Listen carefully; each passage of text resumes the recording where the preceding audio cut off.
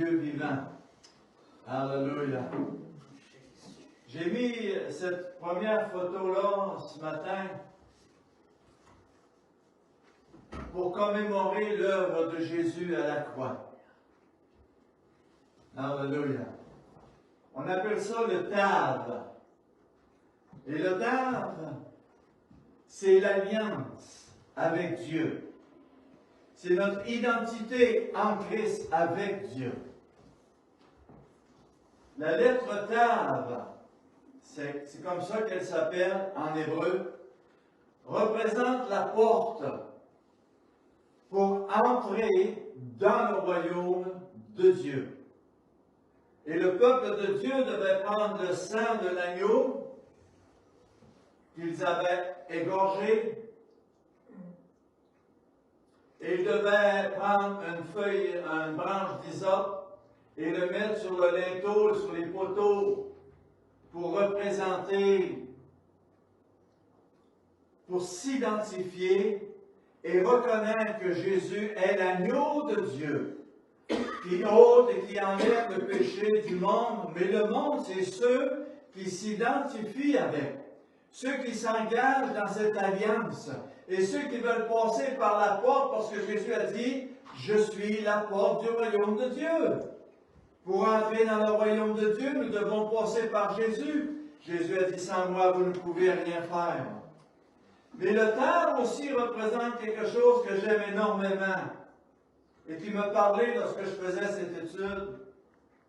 Vous savez, on voit Léonard de Vinci avec son tableau où Jésus est assis sur une table avec tous les disciples, les apôtres autour d'eux autres, il y en a qui sont debout derrière, tout le tralala, mais c'est un beau tableau, mais ce n'est pas biblique.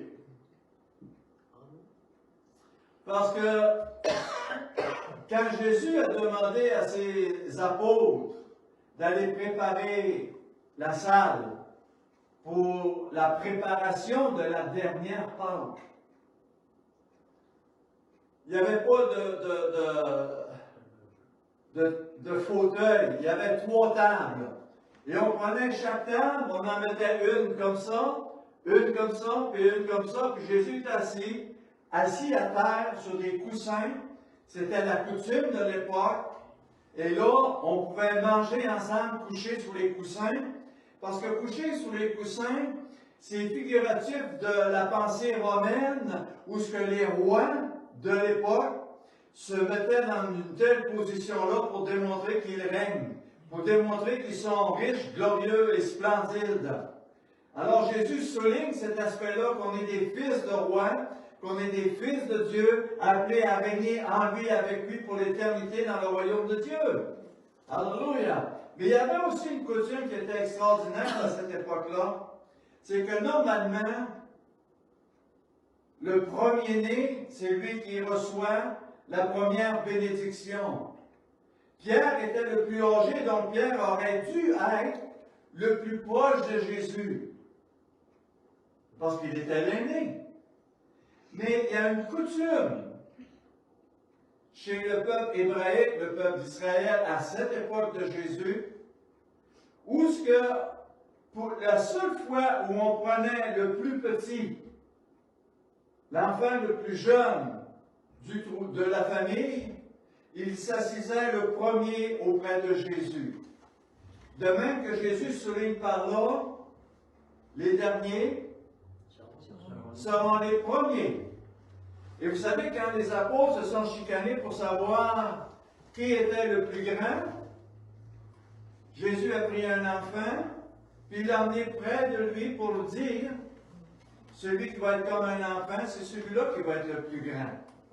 Alléluia. Et plus on est petit, plus on est humble, et plus on est petit, plus on se voit petit, et plus on est serviteur, plus on est près de Jésus. Alléluia. Ça va jusqu'à là? On va lire dans Luc 22, au verset 7. Voici ce que Jésus fait. Et vous savez, il y a tellement de trésors, de sagesse de connaissance, de révélation du royaume de Dieu, de la manière que Dieu fonctionne, qui sont révélés là. Et c'est pour ça que nous devons humblement venir à Dieu pour dire, Seigneur, parle-moi, enseigne-moi, montre-moi, qu'attends-tu de moi, qu'est-ce que tu veux de moi? Je veux te suivre, je veux marcher à tes côtés, je veux être près de toi, Seigneur, je veux glorifier ton nom. Alléluia. Le jour des pains sans levain, où l'on devait immoler la Pâque, arriva. Et Jésus envoya Pierre et Jean, le plus vieux et le plus jeune, en disant, allez nous préparer la Pâque, afin que nous la mangions. Ils lui dirent, où veux-tu que nous la préparions? Ils ne savaient pas. Alors Jésus leur dit, il leur répondit, voici, quand vous serez entrés dans la ville,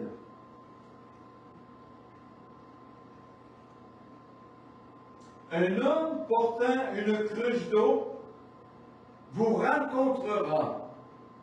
Suivez-le dans la maison où il entrera. Voyez-vous, Jésus, il est tellement spécifique dans tout ce qu'il dit, dans tout ce qu'il fait. Pierre et Jean ne savent pas où aller, ils ne savent pas quoi faire, et Jésus leur décrit exactement ce qui va arriver. Et c'est une vérité extraordinaire de la part de Jésus. Il nous révèle le passé, il nous révèle le présent, et il nous révèle le futur. Dans le passé, parce que pour nous, le futur, il est dans le passé, il est révélé là. C'est passé le futur, mais il n'est pas encore arrivé. Et Jésus nous révèle exactement comment va fonctionner son retour, comment vont fonctionner le jugement de Dieu, comment vont fonctionner les disciples de Jésus, ceux qui veulent le suivre et s'engager à le suivre, et s'allier avec une alliance pour le glorifier. Et il rencontre un homme sur le chemin, et cet homme a une grosse cruche d'eau. Vous savez, cet homme représente quoi? Un serviteur. Suivez le serviteur. Ayez des cœurs de serviteur. Et il porte sur lui une cruche d'eau. Lorsque je pense aux cruches d'eau, frères et sœurs, je pense au premier miracle de Jésus, qui est les noces de Cana. Il a pris l'eau et il l'a changé en vin. Alléluia. Un jus de raisin pour réjouir les cœurs. Alléluia. C'est ce que fait le jus de raisin. Sans que ce soit du vin alcoolisé, le jus de raisin est un élément qui amène la joie dans le cœur. Et lorsqu'on suit Jésus, lorsqu'on est de nouveau, lorsqu'on mange à la table du Seigneur, notre cœur ne peut faire autrement que de se réjouir. Alléluia! Parce que Jésus se révèle à nous. Parce que Jésus nous donne ce qu'il y a de meilleur. Parce que Jésus nous révèle les choses qui sont cachées aux choses du monde et aux gens du monde. Alléluia! Alors Jésus prend, suivez ce serviteur-là, apportez la cruche d'eau, suivez la cruche d'eau, il rentre dans un endroit, il dépose la cruche d'eau, et vous allez dire au maître de la maison où le Seigneur Jésus vous demande de préparer la Pâque. Alors il va dire, vous allez aller dans la chambre en haut, c'est une très grande pièce et tout est préparé d'avance. Alléluia, c'est extraordinaire, hein? Tout notre futur est préparé d'avance. Dieu a choisi cela pour nous. Alléluia.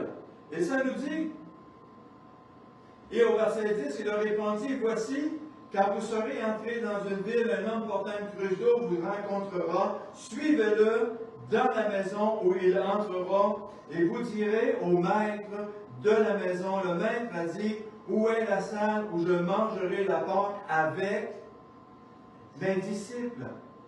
Vous comprenez bien que pour manger avec Jésus, pour être à la table de Jésus, pour recevoir de Jésus, il est extrêmement important de naître de nouveau. de passer des ténèbres à la lumière, de la mort à la vie, et de choisir volontairement et personnellement de devenir un disciple. Jésus mange avec ses disciples. Vous savez, je suis étonné de voir qu'il y a des gens, des fois, qui viennent dans les églises et qui disent n'importe quoi. Oh, moi, je me lie pas à une église. Moi, je vais où ce que je veux, je fais ce que je veux, puis je crois en Jésus, puis j'aime Jésus. Je ne m'associe pas avec, je veux garder ma liberté. Ben, si tu écoutes ce message-là ce matin, j'ai une mauvaise nouvelle pour toi. Si tu ne deviens pas un disciple et si tu ne te joins pas à une église qui suit Jésus et qui prêche la parole de Dieu, tu ne feras pas partie de l'épouse, tu ne feras pas partie de l'enlèvement, parce que Jésus veut des disciples, des gens disciplinés, des gens engagés, des gens soumis, des gens qui ont un cœur de serviteur et des gens qui vont se laisser changer, transformer par la parole de Dieu pour se soumettre à Dieu. J'espère que je suis assez clair ce matin. Alléluia.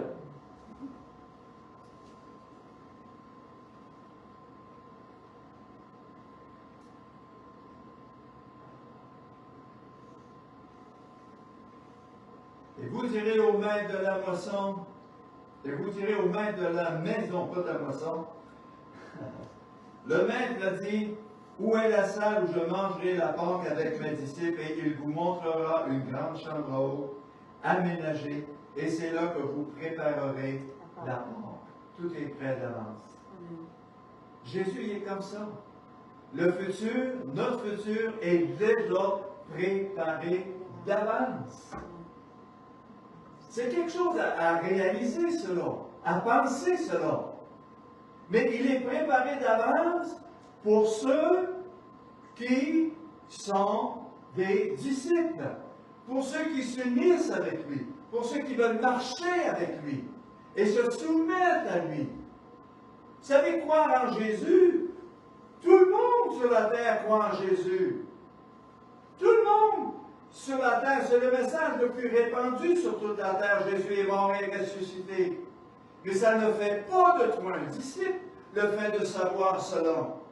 Ce qui fait de toi un disciple, c'est suis-moi, marche avec moi, écoute, mets en pratique la parole, mes enseignes, et mes enseignements. Large est le chemin qui mène à la perdition, étroit et resserré, et le chemin qui mène à la vie éternelle. Alléluia. Il vous montrera une chambre haute, aménagée, et c'est là que vous préparerez la Pâque. Alors, regardez bien. Pierre et Jean disent, ils partirent, ils trouvèrent les choses comme il le leur avait dit, et ils préparèrent la Pâque.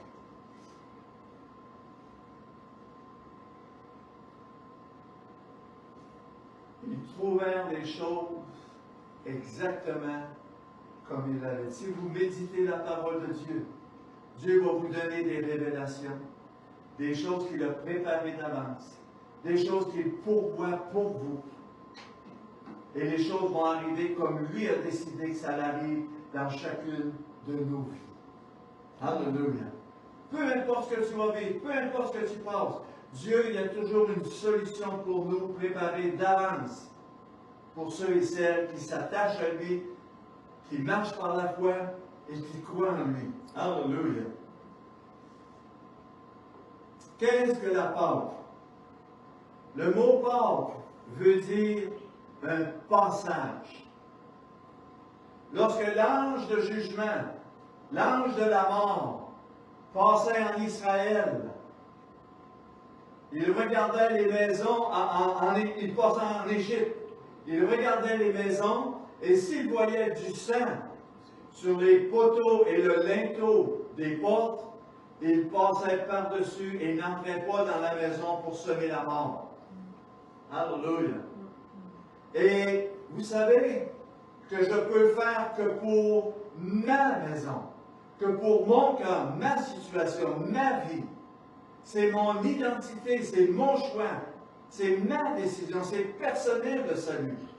Je ne peux pas le faire pour un autre. Et je ne peux pas le faire pour les morts. Il est trop tard pour les morts. Il est donné à l'homme de vivre une fois, après quoi vient le jugement de Dieu. Mais aujourd'hui, durant ce que je suis vivant, c'est encore le temps d'aller asperger le sang de Jésus sur les portes de ton cœur, les linteaux de ta maison, et dire, Seigneur, purifie-moi, sanctifie-moi, lave-moi, fais de moi un fils et une fille de Dieu à part entière pour ta gloire. Alléluia. Pâques, le passage. Première des fêtes de l'année juive. C'est le 14 de Nissan à tous les années qu'elle est officiellement célébrée. Et c'est le premier mois de l'année, vers le mois d'avril. En général, le premier mois d'avril, pour Israël, le 14 de Nissan, c'est le printemps. Autrement dit, on quitte l'hiver et on rentre dans l'été. Et le printemps, c'est quoi? C'est la résurrection. Le printemps, c'est la vie qui naît. Le printemps, c'est les fleurs, les bourgeons. C'est tout est en train de renaître, le printemps. Alléluia! Et lorsque nous vivons la Pâque, frères et sœurs, nous renaissons. Lorsque nous vivons la Pâque, nous passons des ténèbres à la lumière, nous entrons dans la présence de Dieu, dans le plan de Dieu, dans la façon de faire de Dieu. Alléluia! Et c'est extraordinaire de réaliser cela, mon frère et ma sœur. Le 14 du mois, le printemps, le premier mois de l'année, le passage de l'hiver à l'été, de la mort à la vie, des ténèbres à la lumière. Alléluia! C'est quelque chose de nouveau qui commence. Alléluia! C'est beau, hein? Imaginez-vous Jésus, le roi, Jésus rempli du Saint-Esprit de Dieu. Vous savez, quand Jean-Baptiste baptisait, il a vu Jésus a vécu 3 Pâques de ministère. La première Pâque de Jésus est quand il est venu voir Jean-Baptiste au Jourdain. Et Jean-Baptiste, lorsqu'il a vu Jésus, par révélation du Saint-Esprit de Dieu, il a dit, voici l'agneau de Dieu. La première Pâque de Jésus en tant qu'agneau de Dieu. Alléluia. Et Jésus en a eu 3. Et la troisième, il a sacrifié sa vie sur la croix pour payer notre dette, pour nous racheter, pour nous sauver, nous délivrer, nous guérir, nous restaurer, nous faire du bien. Alléluia. Alors quand je vois cette image, ça me rappelle l'humilité de Jésus, le don de Jésus, le sacrifice qu'il a payé pour moi, pour payer ma dette, pour me laver, me purifier, me sanctifier. Alléluia. Et ça nous parle de nouvelle naissance, le 14 de Nissan. Ça nous parle d'une vie nouvelle. Vous savez, lorsqu'on parle d'une nouvelle naissance, d'une vie nouvelle, ça nous parle aussi d'une nouvelle manière de manger, une nouvelle manière de penser, une nouvelle manière de parler, une nouvelle manière de faire les choses, parce que je suis une nouvelle créature. Tout est nouveau pour moi. Je recommence à vivre ma nouvelle vie. Je ne peux pas vivre ma nouvelle vie comme je la vivais avant.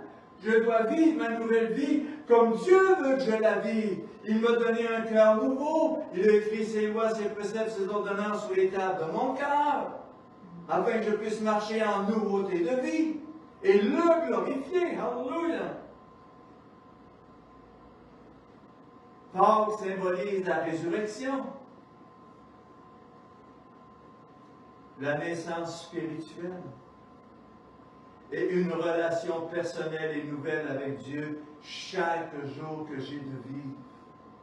Alléluia. Quelques jours avant le 14 de Nissan, la mère de la maison, parce que chaque maison devait avoir son agneau, la mère de la maison devait chercher dans toute sa maison et faire disparaître tout le levain de la maison. Il ne devait rester aucun levain dans le premier plancher, dans le grenier ou dans la cave. Elle devait faire disparaître tout le levain qu'il y avait dans la maison, parce que la Pâque devait être célébrée dans la maison sans aucun levain. Pourquoi le levain? Parce que le levain est figuratif du péché. Comprenez cela? Alors, c'est important que la femme de la maison, ça peut être un homme aussi, c'est ta maison. Tu ailles dans tous les greniers de ton cœur, dans tes pensées, dans tes paroles, dans tes gestes, dans tes actions. Et si tu vois du levain, mets ça dehors. Parce que tu vas fêter Pâques. Alléluia. Et tu dois fêter Pâques comme Dieu veut qu'il soit fêté, comme Dieu veut être représenté. Alléluia. Et vous savez, quand la femme avait fini, elle allait voir son mari, puis elle disait, c'est correct, j'ai fait le ménage, j'ai mis dehors tout le levain de la maison. Et c'était la responsabilité du mari de prendre sa lampe et d'aller passer par où? Partout, pour vérifier si le levain avait été enlevé. Jésus vient dans nos maisons et il examine, il sonde nos cœurs pour faire sûr qu'on est vrai, pour faire sûr qu'on porte la ceinture de vérité, pour faire sûr qu'on marche selon ses enseignements et ses instructions, afin qu'on puisse participer avec lui en tant que disciple à sa table et recevoir le nouveau, recevoir la vie, recevoir la force, recevoir le courage et la vie spirituelle qu'il a préparée d'avance pour ceux et celles qui l'aiment. Si tu dis j'aime Jésus et tu ne mets pas en pratique, tu es un menteur, nous dit la parole de Dieu. Tu te trompes toi-même, tu te séduis toi-même, et tu as écouté la voix du rusé de l'ennemi pour t'éloigner. Je ne sais pas si vous avez vu le passage, le petite vidéo que j'ai mis sur mon site. Et je vous encourage à aller le voir, où que quelqu'un dénote les ruses de l'ennemi pour tromper, pour séduire, pour éloigner les gens de la parole de Jésus, de la vérité, et de manger à la table du Seigneur, et de pratiquer, de mettre en pratique ses enseignements. Alléluia! Quand elle a terminé, le Père, à la lumière d'une bougie, inspecte à son tour la maison pour faire sûr, pour examiner en profondeur, afin de préparer la maison de Dieu. Alléluia! Là, on va entrer dans un aspect que je n'avais jamais réalisé, mais qui fait aussi partie des préparatifs de la Pâque. Êtes-vous avec moi? Amen. Donne un petit coup de coude à la personne à côté de toi et dis, tu m'as réveillé? Alléluia! 1 Corinthiens 5, au verset 4. Regardez ce que Paul enseigne pour la Pâque. Il dit, au nom du Seigneur Jésus. Autrement dit, Paul, ce qu'il est en train de dire, ce que je vous dis là, ça ne vient pas de moi. C'est Jésus qui m'a révélé quoi vous dire, quoi vous enseigner et quoi écrire dans ma parole, dans la parole de Dieu. Amen. Alors Paul dit, au nom du Seigneur Jésus. Autrement dit, au nom de l'Église, au nom de l'autorité, au nom de la tête, au nom du berger, au nom de celui qui sauve, qui purifie, qui sanctifie, c'est en son nom que je vous parle. Amen. Au nom du Seigneur Jésus, vous, l'Église, et mon esprit, étant assemblés avec la puissance de notre Seigneur Jésus. Voyez-vous, dans sa véritable Église, Jésus est présent. Comme ce matin, Jésus est présent au milieu de nous, parce que la parole de Dieu déclare 2 ou 3 réunis en mon nom, je suis au milieu. Il est avec l'assemblée, il est avec ceux qui se soumettent, ceux qui sont des disciples, ceux qui veulent s'unir avec les frères et les sœurs et marcher fidèlement selon la parole de Dieu. Étant assemblé avec la puissance de notre Seigneur Jésus-Christ. Il parle d'assemblée, il parle de corps, il parle d'unité, il parle de s'aimer les uns les autres. Comment puis-je aimer les autres si je suis seul? Comment puis-je mettre en pratique la parole de Dieu si je m'isole? Regardez ce qu'au verset 5, Paul dit. Qu'un tel homme soit livré à Satan. Il parle à l'Église. Un homme ici, c'est quelqu'un dans l'Église de Corinthe qui couche avec la femme de son père. Puis l'Église tolérait ça. L'Église était au courant, mais elle tolérait l'impudicité, elle tolérait l'adultère, elle tolérait l'interdit, elle fermait les yeux, comme beaucoup d'églises aujourd'hui vont fermer les yeux sur l'interdit parce qu'on ne veut pas vider l'église. Amen. Alors Paul dit qu'un tel homme soit livré à Satan pour la destruction de la chair. Soit tu marches dans la chair, soit tu marches dans l'esprit. Celui qui marche dans l'esprit se soumet à la parole de Dieu. Celui qui marche dans la chair marche selon ses sentiments, ses émotions qui sont contraires à l'esprit de Dieu. Qu'un tel homme soit livré à Satan pour la destruction de la chair, afin que l'esprit soit sauvé au jour du Seigneur Jésus. Et si vous lisez un peu plus loin, dans 2 Corinthiens, on s'aperçoit que cet homme, parce qu'il a été livré à Satan, s'est repenti. Est revenu dans l'Église, et Paul a réécrit en rapport avec cet homme-là pour dire maintenant qu'il s'est repenti, maintenant qu'il a mis sa vie en règle, aimez-le, soutenez-le, encouragez-le. Mais tant et aussi longtemps qu'il ne vit pas la repentance et qu'il ne se détourne pas de son péché, dehors de l'Église. Vous savez, il y a des gens, des fois, qui viennent nous voir et qui nous disent « Oh, j'aime pas le pasteur, j'aime pas ci, j'aime pas ça », parce qu'ils ont mis dehors quelqu'un qui fornique. Ils ont mis dehors quelqu'un qui est adultère. Ils ont mis quelqu'un dehors qui est voleur, qui est menteur, qui est blasphémateur et qui se dit frère. Quel enseignement vous voulez suivre, frères et sœurs? La parole de Dieu, la table du Seigneur, ou les émotions, les sentiments, puis la chair? Êtes-vous encore avec moi? Amen. Regardez ce que Paul dit au verset 6, c'est bien à tort que vous vous glorifiez. Il était fier. Et il y a des églises qui sont fières d'être nombreux.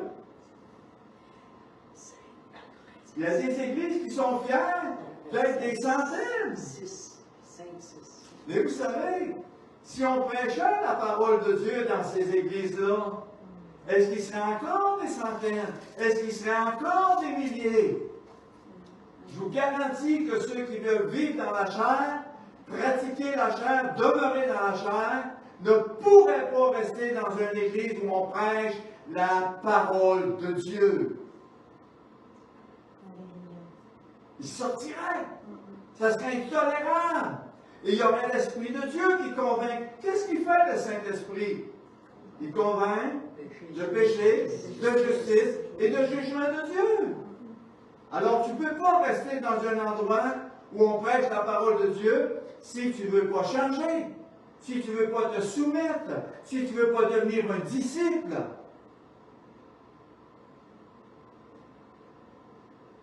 L'Église de Corinthe était fière d'avoir de cette classe de gens-là dans leurs églises. Et Paul n'était pas content. Jésus n'était pas content. Vous vous souvenez ce que j'ai dit? Au nom du Seigneur Jésus, vous et mon esprit étant dans l'assemblée, c'est pas moi, c'est Jésus qui m'envoie vous dire cela, vous enseigner cela, mettre en lumière cela, afin que vous soyez sauvés. Faites disparaître le vieux levain. Au verset 7. Afin que vous soyez une pâte nouvelle. Voyez-vous ce que Paul est en train de dire? Paul appelle le péché le levain de ce monde, qui fait enfler, qui corrompt, qui est charnel, qui est mondain, qui est impur, qui est impudique et qui est diabolique et qui est satanique. Faites disparaître le vieux levain. Purifiez votre maison. Sanctifiez votre maison. Alléluia. Puis laissez-moi, Jésus, avec ma lumière, aller voir à l'intérieur. Voir si je ne trouverais pas quelque chose qui me dérange, qui me déplaise, et qu'on puisse ensemble faire du vrai ménage. Arrêtez de cacher ça sous le tapis. Mettez ça dehors. Alléluia. Faites disparaître le vieux levain, afin que vous soyez une pâte nouvelle. Une pâte nouvelle, ça veut dire quoi? Une nouvelle créature. Vous êtes passé des ténèbres à la lumière, de la mort à la vie.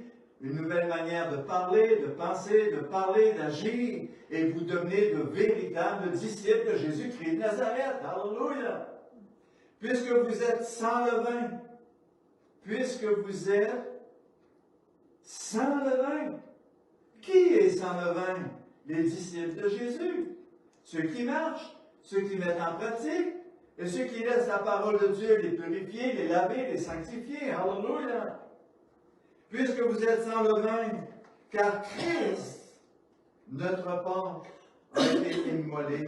Célébrons donc la fête, non avec du vieux levain, non avec un levain de malice ou de méchanceté, mais avec des pains sans levain dans la pureté et la vérité.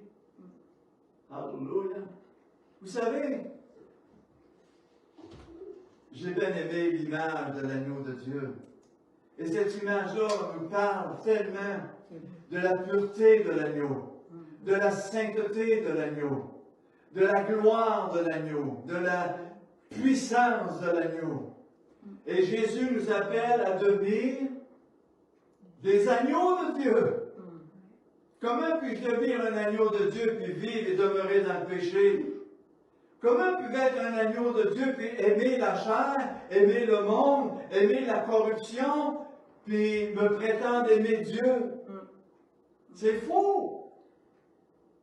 C'est se mentir à soi-même, se leurrer à soi-même, être aveugle. Acte 26, au verset 18, Paul dit, de la part de Jésus, afin que tu ouvres les yeux pour qu'ils passent des ténèbres à la lumière. Sommes-nous passés des ténèbres à la lumière? Si je dis je marche dans la lumière, alors les ténèbres n'ont plus de lien, n'ont plus d'emprise, n'ont plus d'accès dans mon cœur, dans ma vie, dans mes pensées, dans ma parole. Et si ça arrive que je parle mal, hier, chez nous, j'ai donné un petit coup de derrière sur un meuble. Il y avait une belle, comment on appelle ça, là? Une belle... C'est comme une statue, mais c'est pas une statue. C'est pas une statue, je ne veux pas dire ce mot-là. Non. Une belle représentation d'un petit gars et d'une petite fille. Une figurine. Il est tombé à terre, Une figurine. il s'est cassé. Savez-vous quoi? Ça a monté vite. Je suis venu rouge. Vous savez, quand ça arrive, ça n'a pas pris 2 heures avant que je me repente. J'ai dit, Seigneur, il y a encore du vieux, il y a encore du vin, il y a encore du levain. Seigneur, il faut que ça parte. Aide-moi, Seigneur. Si nous confessons nos péchés, il est fidèle et juste pour nous pardonner. On a une opportunité tellement formidable chaque jour, à chaque instant, d'aller se laver, se purifier, se sanctifier. N'élevez jamais des pasteurs, frères et sœurs, qui sont comme vous et moi. On est tous des êtres humains qui avons besoin de se repentir, de s'examiner, de se sonder et de marcher par la grâce de Dieu. Alléluia. Afin que tu ouvres leurs yeux pour qu'ils portent des ténèbres à la lumière de la puissance de Satan à Dieu. Avant, j'étais sous la puissance de Satan. Je pratiquais l'occultisme. Je pratiquais toutes sortes de choses interdites. Jusqu'au jour où on me parlait de Jésus. Et lorsque je suis venu à Jésus, j'ai dit, maintenant je reconnais que Jésus, tu es le chemin, tu es la vérité, tu es la vie. Et que je m'engage à marcher à la lumière de ta parole. Je m'engage à marcher dans ta révélation quotidienne, chaque jour qui me reste à vivre. Et j'ai passé des ténèbres à la lumière. Et Jésus a brisé tous les liens de mon péché, tous les liens passés de ma vie, il les a jetés dans la mer de l'oubli. Et aujourd'hui, je peux dire que je marche à la lumière de la parole de Dieu. Alléluia. Et que je continue d'avoir faim et soif de le connaître, de le servir et de le glorifier et de m'unir avec son Église, son corps.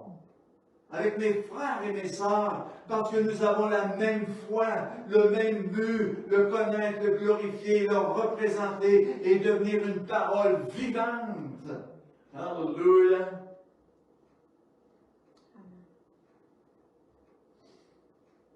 De passer de la puissance de Satan à celle de Dieu. Des fois, quand on s'arrête, frères et sœurs, puis qu'on regarde où j'étais avant, et ce que Jésus me donne aujourd'hui, c'est incomparable. Il m'offre la vie éternelle. Il m'offre une cité céleste. Il m'offre la jeunesse éternelle. Il m'offre la paix, la joie, la bonté, les richesses, les trésors qui sont dans son royaume. Alléluia! En comparaison d'un lac de feu, en comparaison d'un jugement éternel, d'une sentence éternelle que je méritais. Alléluia. De passer de Satan à la puissance de Dieu pour que je reçoive par la foi en moi le pardon des péchés et l'héritage avec les sanctifiés. Si je ne veux pas me sanctifier, marcher conformément à la parole de Dieu, le désirer, le rechercher, le glorifier, alors je ne pourrai pas faire partie de l'enlèvement de l'Église de Jésus-Christ qui est rendu irréprochable, purifié, sanctifié. Parce que la parole de Dieu déclare dans Hébreux 10, 14, sans la sanctification, il est impossible de plaire à Dieu. Alléluia. Et se sanctifier, c'est le désir de ma nouvelle vie, frères et sœurs.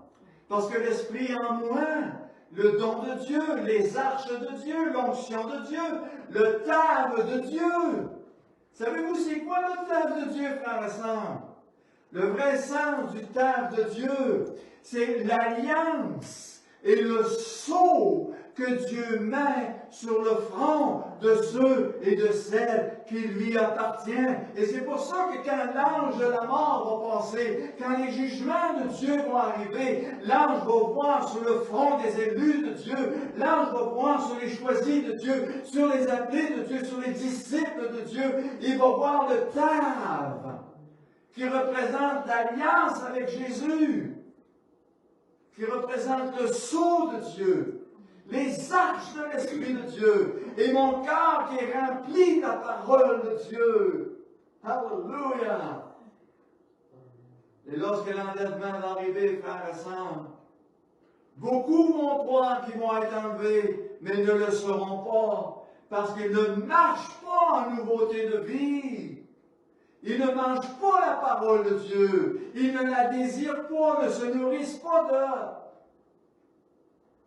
d'eux. Alléluia. J'aimerais ça être tellement plus clair. Pour qu'on puisse, C'est clair. C'est clair. pas pour ceux qui connaissent, qui savent, qui réalisent, mais pour ceux qui prétendent être au Seigneur et qui sont tombés dans la séduction. Pour ceux qui prétendent aimer Jésus et qui aiment la chair et le monde plus que Jésus. C'est pour eux que je prie, que je parle, que je prêche ce matin.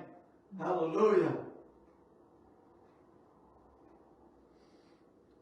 Recevoir le pardon des péchés. Un petit peu plus loin, Paul dit dans 1 Timothée 1,20, de ce nombre sont Hyménée et Alexandre, que j'ai livrés à Satan, afin qu'ils apprennent à ne pas blasphémer. Savez-vous c'est quoi, frères et sœurs, un blasphémateur? C'est quelqu'un qui prétend aimer Dieu et dire ce que Dieu n'a pas dit. Faire ce que Dieu n'a pas demandé de faire. Ne pas se soumettre à Dieu. C'est faire Dieu menteur.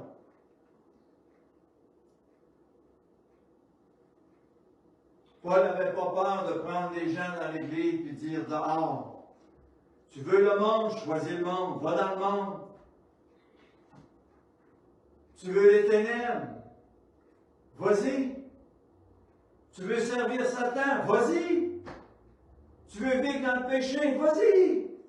Tu veux forniquer, tu veux être adultère, tu veux pécher, tu veux blasphémer, tu veux voler, tu veux mentir, tu veux tromper, tu veux faire du mal aux frères et aux sœurs, vas-y. Mais dis pas que tu es un chrétien, dis pas que tu aimes Dieu, dis pas que tu es un disciple. Choisis la lumière ou les ténèbres, la mort ou la vie. De ce nom sont Hyménée et Alexandre que j'ai livrés à Satan, afin qu'ils apprennent à ne pas blasphémer. Et combien de gens font de Dieu un menteur? Combien de gens font de Dieu un menteur? Ils aiment des gens que Dieu leur demande de s'éloigner d'eux. Ils font des choses que Dieu dit de ne pas faire. Et ils prétendent aimer Dieu. Wow!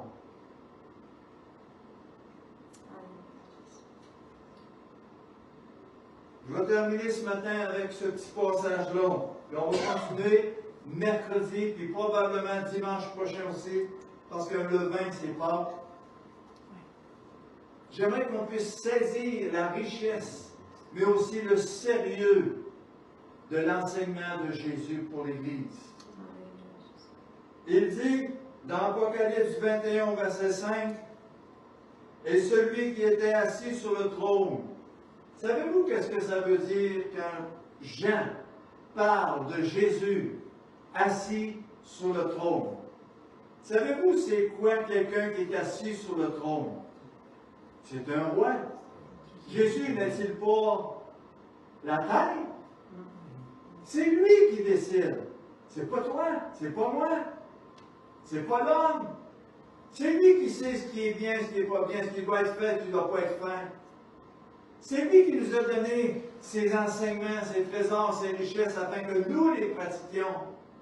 Que ce livre de la loi ne s'éloigne pas de ta bouche, mais dis-le jour et nuit. C'est alors que tu auras du succès. Celui qui est assis sur le trône. Vous savez qu'il y a des chrétiens qui vont voir Jésus et lui disent, Seigneur, démarre donc un petit peu, je vais m'asseoir sur le trône, puis je vais te dire comment ça devrait marcher. Wow! Vous savez, les gens qui vivent, qui pratiquent le péché, quand on rencontre vraiment Dieu, on est à quatre pattes, à se frapper la poitrine et à dire, Seigneur, j'ai péché. Seigneur, pardonne-moi, purifie-moi, délivre-moi du mal, délivre-moi, brise les chaînes et les liens de l'ennemi dans ma vie. Celui qui est assis sur le trône dit, voici, je fais toutes choses nouvelles. Et il dit, écris ces paroles sont certaines et véritables. Jésus sur le trône dit tout ce que j'ai dit, tout ce que j'ai enseigné, tout ce que j'ai déclaré, tous les examens que j'ai accomplis pour vous, ce sont des paroles véritables. Et elles sont là pour l'éternité. Le ciel et la terre vont passer, mais mes paroles ne passeront jamais. Jamais. Alléluia. J'aimerais qu'on puisse réaliser ce matin que Pâques, c'est la fête la plus importante pour tout Israël, pour tout le peuple de Dieu, et pour nous aussi les gentils. Parce qu'elle nous rappelle le prix payé par Jésus en tant qu'agneau de Dieu pour nous racheter, pour payer notre dette. Il est allé aux enfers à notre place. Il a payé notre dette, il a sacrifié, il a souffert à notre place.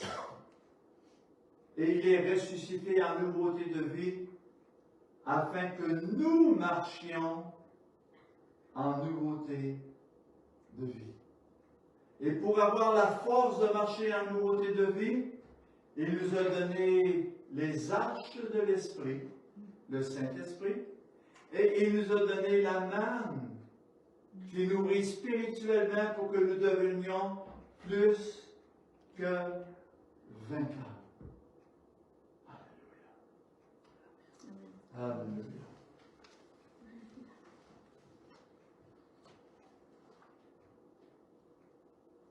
Oh Jésus, Jésus, Jésus. Seigneur Jésus, tu es le même hier, aujourd'hui, demain. Et tu nous enseignes comment passer des ténèbres à la lumière, de la mort à la vie. Et ma prière ce matin, c'est pour tes disciples, pour tes brebis, pour ton peuple, pour ton Église, mais aussi pour ceux qui ont tombé, ceux qui se sont éloignés, ceux qui se sont égarés, et ceux qui marchent en regardant en arrière plutôt que de regarder en avant. Seigneur Jésus, par ton Saint-Esprit maintenant, convainc de péché, de justice et de jugement et amène ces gens au trône de ta grâce, à la croix de Jésus, afin qu'ils puissent recevoir le pardon, le vouloir et le faire, de passer des ténèbres à la lumière, de la mort à la vie, et de marcher en nouveauté de vie, avec une nouvelle Pâques, sans levain, sans péché, mais lavé et purifié par le précieux sang de Jésus. C'est ma prière ce matin, Seigneur. Je demande de souffler par ton Saint-Esprit, de fortifier, d'affermir, de relever, car tu ne mettras pas dehors celui qui vient à toi avec un cœur repentant, un cœur humble, comme un petit enfant, Seigneur, pour recevoir de toi les instructions, la nourriture, le pain quotidien. Seigneur, au nom de Jésus, je te demande de remplir, de renouveler, de restaurer et de rétablir toutes choses. Tu es la pierre angulaire, tu es le rocher, la forteresse, tu es notre haute retraite. David disait quotidiennement, ô Dieu, crée en moi un cœur pur. Écris sur le front de tes serviteurs le dave, le sceau de Dieu et l'onction de Dieu. Au nom de Jésus, je te prie. Amen. On va terminer avec un chant pour la gloire de Dieu.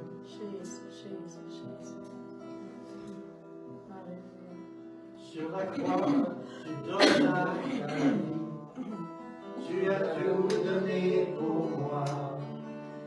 La vie éternelle, tu donnes sur cette croix. Par ton sang, je peux rentrer devant le trône de Dieu.